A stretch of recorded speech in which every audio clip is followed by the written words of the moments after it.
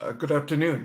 For the last uh, 2 days, I will continue to raise the subject matter about human conscience.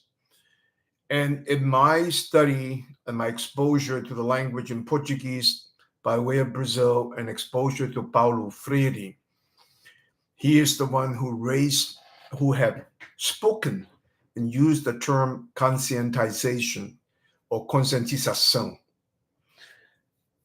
And after all this many years in my field of psychology, counseling psychology, and educational psychology, I have found another echo from Paulo Freire's in the decade of 60s, 70s, 80s. By reflection and by my cross-cultural experience, I look back as I have discovered in the 1500s the Chinese thinker, philosopher, and also a government official by the name of Wang Yangming had already started in his study about the conscience, and he named it in Chinese 心识, or the study of the heart. And it is amazing because of this cross-cultural passages in my life, growing up, born in China, raised in Brazil with Chinese via Macau, the Roman Catholic influence, education, to the Portuguese, Spanish, Italian, because of the Greek and Latin part of my education. The subject matter today is questioning where conscience cannot be taught. Conscience is always 24/7, 365, and in nanoseconds in the modern day terms of the digital world that we live in the speedy algorithm computing. And for example, I have a lot of response, a lot of my writing extend to question into Chat GPT, into Claude, into Gemini, and their response to my questioning, should we not, to advocate or to even invent new terminology in English. I'm borrowing the so-called vulgar Latin from the Roman time when Spanish, Portuguese, French, Italian were created during the Renaissance. In fact, that's how Dante Alighieri wrote his first novel in Italian and not in Latinized Roman terms. Now, if there's a Renaissance in our time, and we have to dare to look back into what are the good values in our past. The Italians had used the Renaissance using in the Latin pronunciation, renascentia, nacer is to born, renacer, to reborn.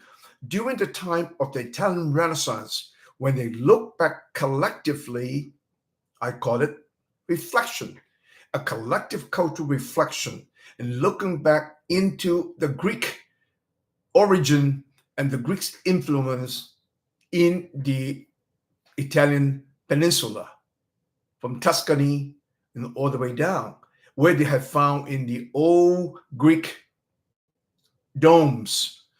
Look at the reconstruction of the church of the Santa Maria Fioris in Florence. Florence means flowered, right? Florenzi, flourished. How they have managed in the using the technique, what some people in the jewelry business know about was a herringbone, and that the brick laying technique had covered the dome of the Santa Maria de Fiori. What I'm trying to say here is that I am speaking today reflecting on one of the greatest contemporary personality, Kishore Mahbubani. In his presentation, in the way he had been speaking to the Western audience and being critical of his comments, warning American about the next rise of the Chinese and what is coming to become the Chinese, the Asian century, from his perspective as a Singaporean and with a very strong influence by Lee Kuan Yew, where the Lee Kuan Yew School was hosted for years by Kishore. And from that perspective, which I've gained so much more insights, that we are in the Western world have to take a deeper look of the Asians, not to fear the rise of China and not to fear of the rising power of the Chinese will become another confrontation, challenge.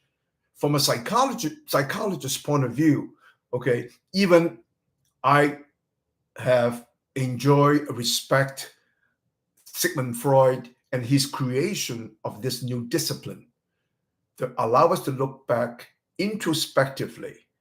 Although I have a great deal of disagreement about his sexual dynamics, about the human desires, and where his teaching had also bastardized by his own blood nephew, Edward Bernays, who had turned what we know or think of a young democracy in America, even America have 200 years, but he had changing that open democracy into a totally enticement, both from the Pavlovian conditioning response to the insinuation of the human desire from be that food, gluttony, and even sexual desires. Okay? And I do not mean to be critiqued. I live in the US. There's a lot we have learned in this last 50, 100 years from the US. And we have also benefited from the US and their engagement in the past 30, 40 years with China. But the American got to think the globalization process in economic terms and political terms is not and never about to Americanize the world. We are all catalysts, all teachers, all speakers, all life history observers are catalysts for change. We can change the opinion, the minds of our students, of our followers, and of our constituents for politicians. What I find is very interesting by all these years of watching everything Kishore had presented in video forms.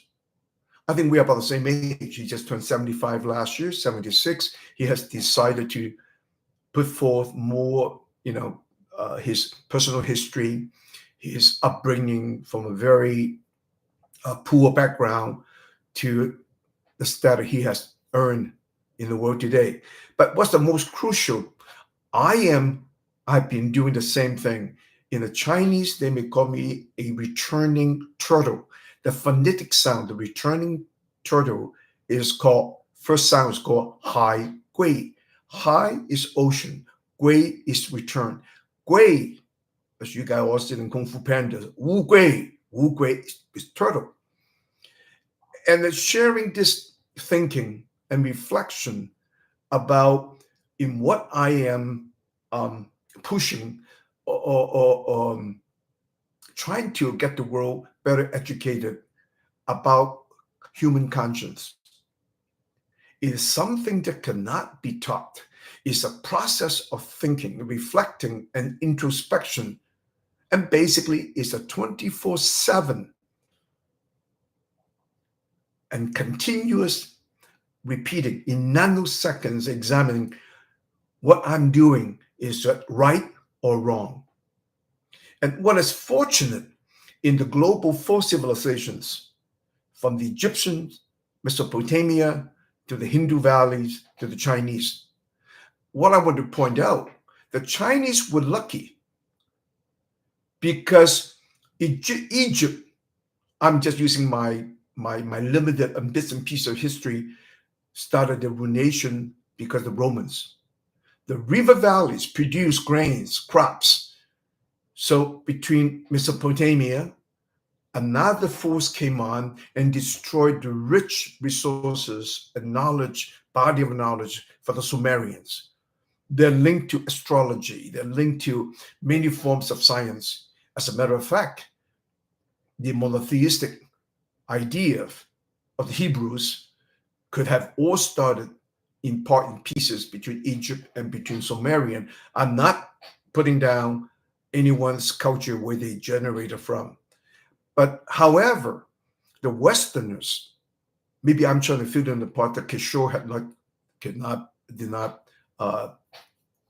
commented on. Since 1492, since the rise of the Western expansion and colonization, the West had not really taken a deeper look of the richness of the Chinese culture, perhaps also the Indian culture. And I myself have found so much coincidence in the language of conscience, in the language not written, but only stories that were told by the fables, by the American Cherokees, the two wolves, the black and the white. It's almost like the Chinese yin and yang. And the other stories in bits and pieces of my engagement with Brazil, with the candomblé, with the Afro-Brazilian culture, with the Lady Iemanjá, the goddess of the sea.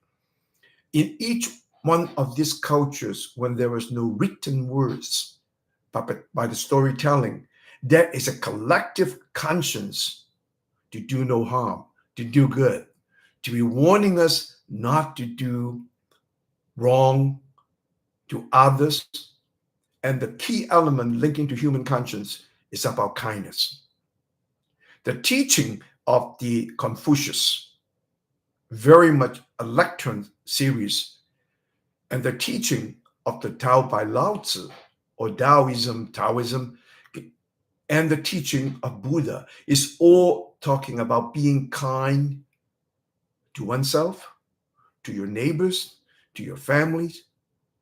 The Confucius lecturing is very much having almost a standard about self-establishment, and then form the family, and then rule the country, and then find peace universally. Some of the lost in translation when they talk about pacifying the universe is nothing like warlike approach. So Confucian having a basic steps, and the Taoist is about a full engagement with nature, not to harm nature. They talk about the richness of the water, the power of nature.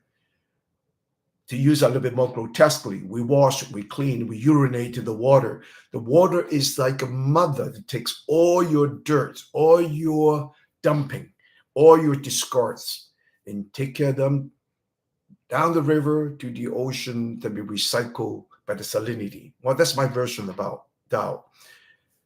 And Buddha, filling the gap, is all about compassion.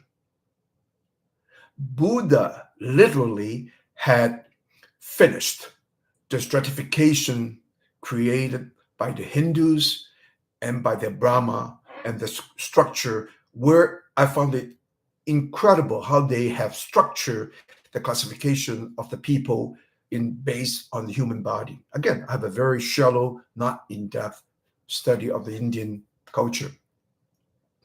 However, I hope the Westerners, not just to reflect on what Kishore trying to tell us, that this is becoming a century of the Asians, and trying to remind all of the people before 1820, before the British entry into the Chinese area and opium and whatnot, the richest two countries was India and was China. No question about it. From 1820 to 1945, I was born in 48. I would use that as another demarcation that China's become united once again under Mao.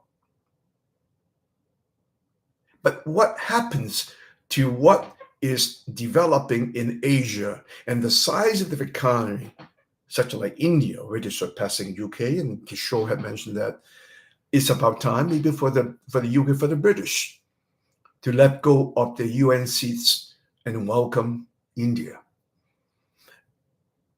What is most important, and I want to highlight here, what part of the study and observation about the study of a future consciencological civilization. What is conscience? What did Paulo Freire, speaking of the conscientization, is action bonded. And that action, the conscientize, in the Romance language, in the Latin language, conscientiza, is matching precisely word by Wang Yangming in 1500s in the Ming Dynasty.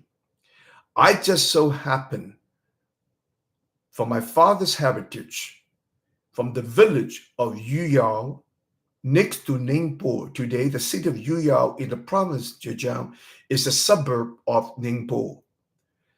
I have started to pay more attention of the teaching of Wang Yangming. He basically just said, in a very similar manner of Paulo Freire, conscience, induce, teach, raise conscience awareness. That is no mechanism. That's no methodology. It's not something you can tomorrow get a degree from conscience and then you become a man of conscience. But the benevolent benefits in a society that stresses good, human kindness, because by being kind is the induction into the human goodness. Going back to a few things that we talk about Chinese invention. Paper, gunpowder, or gunpowder was created for the festivity, for the Chinese New Year's, or the sound of the cracking and chasing away the dragon. But in the meantime, Chinese also, we always venerate what is powerful. The water brings in the fertility or fertilizing the fields, but too much water had also causing flood and causing damages to the people.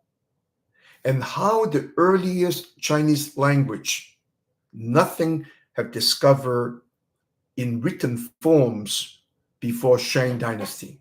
So our written histories only starting about 3,300 years ago, okay? But in this particular format, the Chinese young people hear the legend, the mythology about how one of our rulers, before he became a ruler, had managed the water and had created 9 islands or 9 continents to make water into workable format to cultivating rice fields or grain fields. So what I'm trying to tell here may be echoing to Kishore's many great comments. Pay attention to the Western expansion ever since 1492. You have enslaved the Africans. You have created the most attraction, guttural, again, back to the Freudian, the gluttony, the desire, sexuality, whatnot. You have cultivated tobaccos. You have created sugar when sugar cannot be done by the white man. You brought in slaves. We have ample evidence of the Black history, Black culture in Brazil with the import of the slavery and the trading of the slavery into both North and South America, also in the Caribbeans. The power that have created by the Industrial Revolution, be that charcoal, steam, and eventually the automobile, the petroleum in the robber baron days in America. The last 3 industrial revolution, evolution, from the British steamships, the British Empire took over Asia, Africa, America.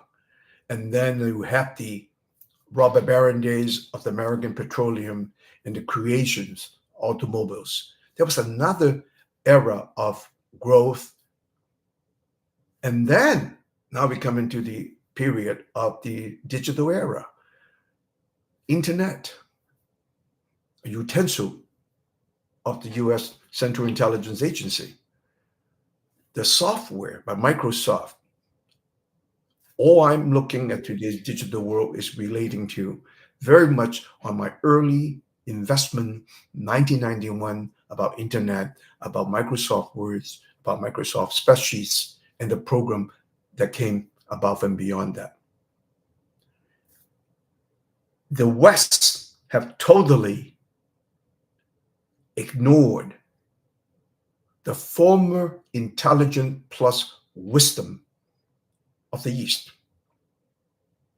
In my 50 years engagement into the study of psychology, from all these wonderful American educators, Rollo May, Alfred Adler, to my most endeared Carl Rogers, Erich Fromm, another German ethnic Jewish psychologist.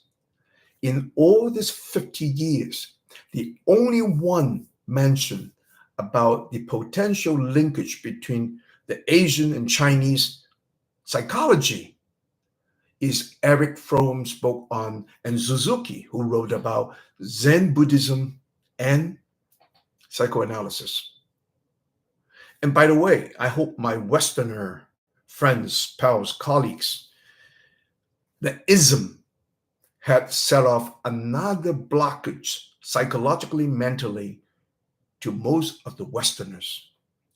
Because Judaism, because of Christianity, let's use it, raised by the Roman Catholics, Catholicism, the ism, the ISM, when you put into Taoism, Buddhism, and Confucianism, we have turned all the three Chinese thinking philosophical discipline studies about conscience into the religious context, just like the West. And these are the area I'm covering today about thinking. About conscience cannot be taught. Conscience is the very core value of many Asians, including Japan, Korea, and Vietnam, with the longest time and period of the Chinese influence. And those influence may seem to be imperialistic, but in actuality is the amplification of the Chinese values. And don't get me wrong, I'm still exploring in what I'm talking to find the language of conscience. Is it a linguistic discipline or is that a philosophical discipline? Well, linguistic is the sound. Philosophical, yes, I'm thinking. Okay, philosophy, very simple. Sophist is a man of curiosity. Study anything. Philos in Greek is life. So if I'm curious about life, well, so are you. We are philosophers. And like Kishore's comments, many questions asking Kishore by his fellow Singaporeans, Malaysians, and Asians, asking him how can he is sounded to be so in favor of the Asian rise of the ASEAN nations, of China, and speaking to an audience that today, more so in America, have become so hostile, so much into demonization of China, or the Chinese competing, or the Chinese trying to take the upper edge of the West. But in actuality, what Kishore is very, very good in telling the West, the world can be engaged. And so did Xi Jinping. The world is big enough for the Americans and the Chinese to collaborate. That's not the desire for the Chinese to take over.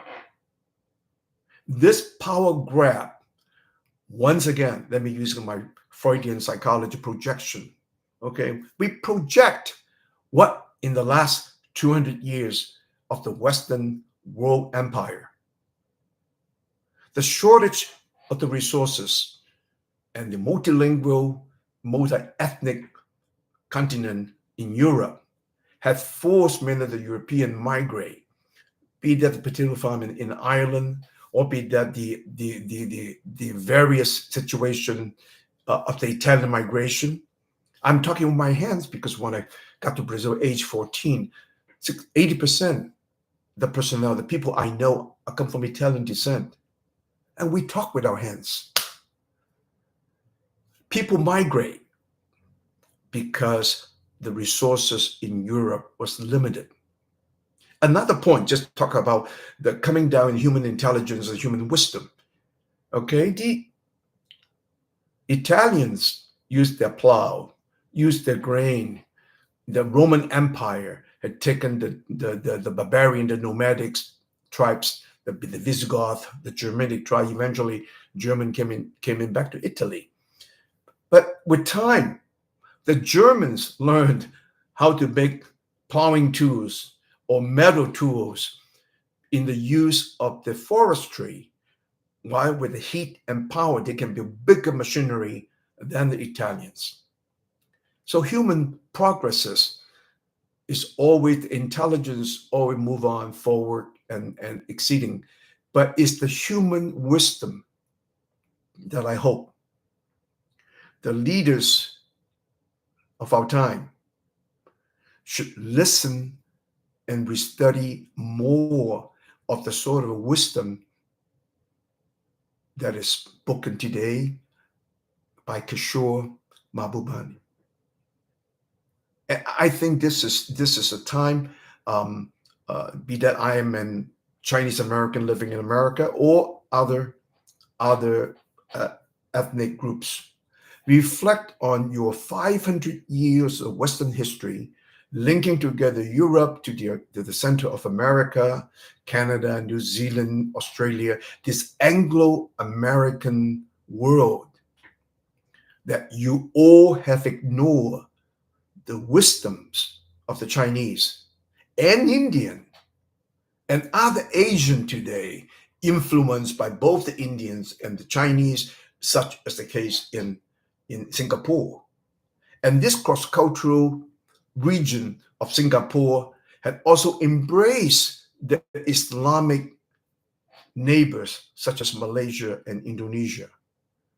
And I am responding to Kishore's comments by his respect and care for the leadership of the founding father of Singapore and the vision of Lee Kuan Yew, which Kishore was the earliest director of the Lee Kuan Yew School of International Policies. And I hope in my procurement to grasp, to explain again, human conscience, which cannot be learned. It's not a method. And to close this note, I just want to, my fellow colleagues in Brazil, China, US, Socrates was killed by 30 years of tyranny and tyrant in Athens. Imagine, by his wisdom, by his daring to speak against regimes, he took the poison. He's so authentic because he cannot departure or escape death because he loved his Athens so much.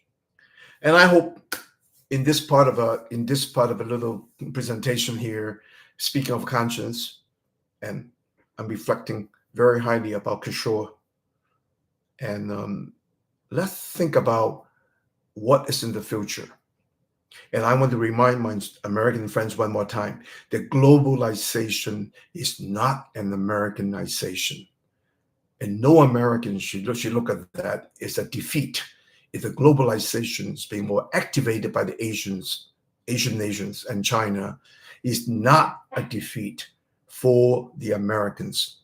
Instead, we can find greater collaborations, and China have no interest to overtake or invade Americans. Just one last bit of humor. We love our Chinese food too much and not so much about McDonald's or hamburger. Let's give this global situation some deeper thinking, along with the idea of human conscience. Thank you. Gabo. Vai.